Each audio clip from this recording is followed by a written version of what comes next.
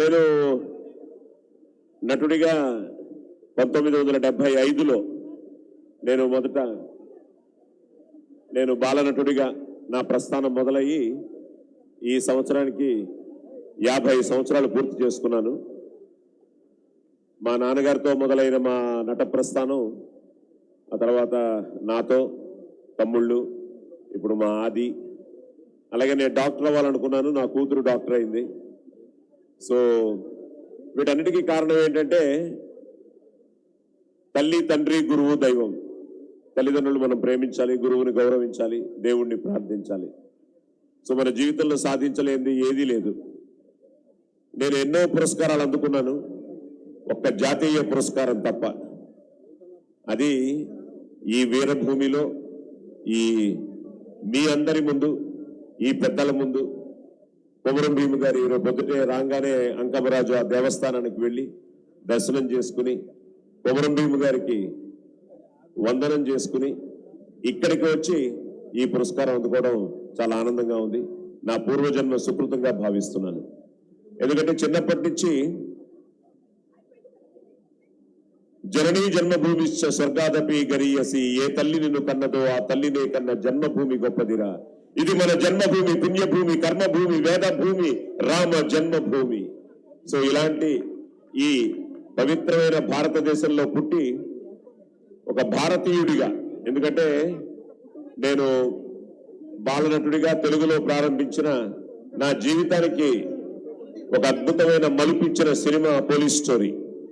దానికి కారకులు కర్ణాటక, ఆ కర్ణాటక ఇండస్ట్రీ, కర్ణాటక జనం, ఆ కర్ణాటక వాళ్ళ ప్రేమాభిమానాలు. ఇందాక మీ కలెక్టర్ గారితో మాట్లాడుతున్నప్పుడు ఆయన కూడా బెల్గాం ఆయన వెంకటేష్ గారు, ఆయన నా కన్నడ సినిమాలు ఎన్నో చూశారండి. ఎందుకంటే ఆ పోలీస్ స్టోరీ కనిపించే 3 సింహాలు న్యాయానికి, నీతికి, ధర్మానికి ప్రతిరూపాలైతే కనిపించని 4వ సింహమేరా పోలీస్ అన్న డైలాగు. అలాగే నేను ఎన్టీ రామారావు గారితో నా మొదటి సినిమా డబ్బింగ్ చెప్పడం జరిగింది, సంసారం అనే సినిమా 1974లో. అలాగే నేను మొట్టమొదటిసారి ఔరా ఈ రచన చమత్కృతేమియో గాని ప్రకృతి సౌందర్యమును అధక్కరించుచు గురు సార్వభౌముడనైన నా మానసమును సైతం ఆకర్షించుచున్నది అన్న మైసభ దుర్యోధనుడి డైలాగ్తో నా నట ప్రస్థానం మొదలైంది. దానికి ఎస్వి రంగారావు గారు నన్ను ఆశీర్వదించడం, అలాగే మనకి ప్రతి అడుగులోనూ గురువులు చాలా ముఖ్యం. అందుకనే మన గురుభ్యో నమః అంటాం. నాకు కాకరాల గారు, జేవి రమణమూర్తి గారు, అలాగే ఈ స్వరం మా నాన్నగారు ఇచ్చింది, సంస్కారం మా అమ్మగారు ఇచ్చింది. అలాగే నేను బాగా చదువుకున్నాను. I did my bachelors public relations, I did my masters in public administration, I did my MPhil in public administration. I was an assistant professor in Madras Christian College. నేను యాక్చువల్గా IAS వెళ్ళాలనుకున్నాను, కానీ ఇప్పుడు వీళ్ళు రియల్ వాళ్ళు చూసిన తర్వాత మేమంతా reel అదే చెప్తూ ఉన్నాను.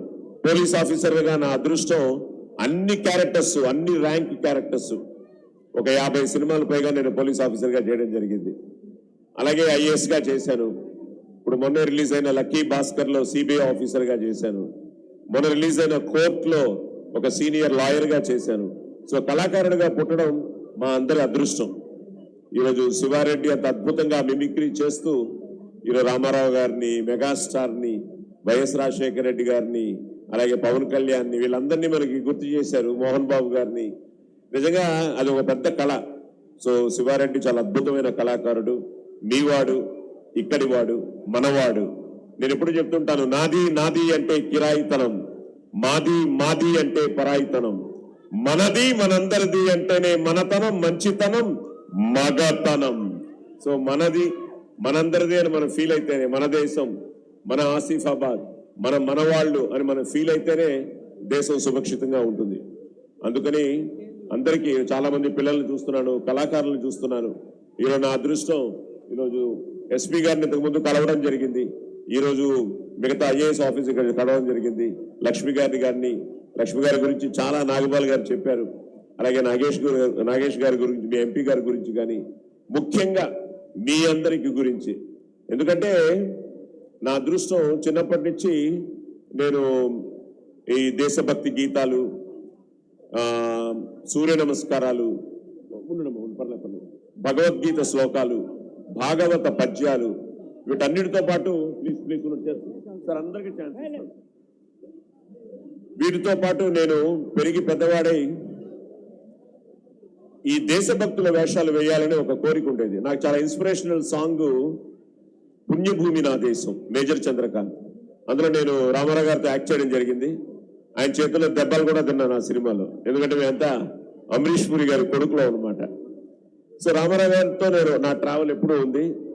ఎలాంటి వేషాలు మన జీవితంలో చేయలేమా అనుకున్న టైంలో నేను ఒక సినిమాలో నా అదృష్టం నేతాజీ సుభాష్ చంద్రబోస్గా, వీరపాండ్య కట్టబొమ్మనుగా, అల్లూరి సీతారామరాజుగా, ఛత్రపతి శివాజీగా శివన్న అనే ఒక సినిమాలో చేయడం జరిగింది.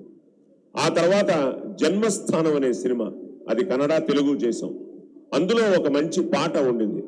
ఆ పాట ఈ మట్టిలో పుట్టి ఈ మట్టిలో పెరిగి ఈ మట్టి రుణం తీర్చుకోవడానికి ఇంకో 100 జన్మలు కావాలి అని నేను ఎప్పుడు అనుకుంటూ ఉంటాను.